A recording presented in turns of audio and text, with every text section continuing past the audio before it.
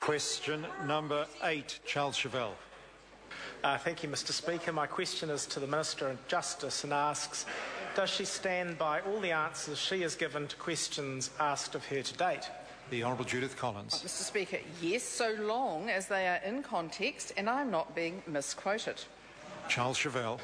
Thank you, Mr. Speaker. Why did she tell the House on the 21st of March that the current rate of breaches of police safety orders is, quote, not anywhere near what anyone else would expect, end quote, only to tell the Waikato Times today that legislation was needed this year to increase the penalty for such breaches?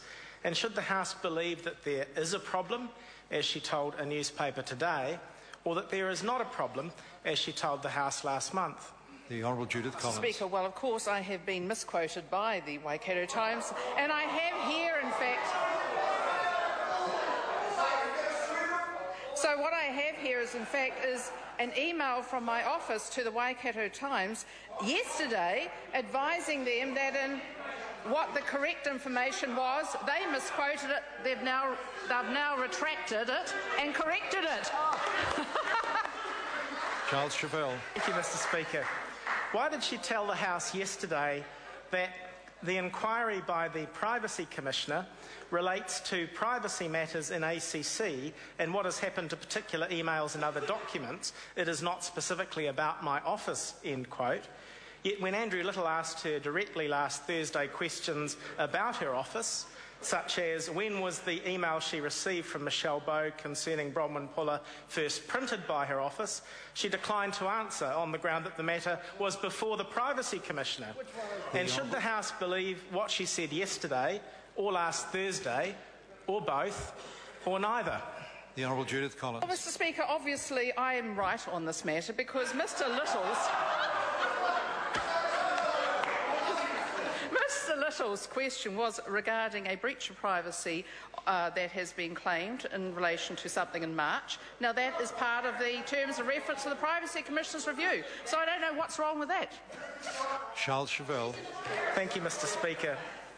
Why did she tell the House yesterday that as Minister of Justice she has no ministerial authority or responsibility for threatening news media and members of this House with meritless defamation proceedings, when she wrote to threaten just such proceedings last Thursday on her official letterhead, which describes her as Minister of Justice? The Honourable Judith Collins. This is too easy, because they're not meritless.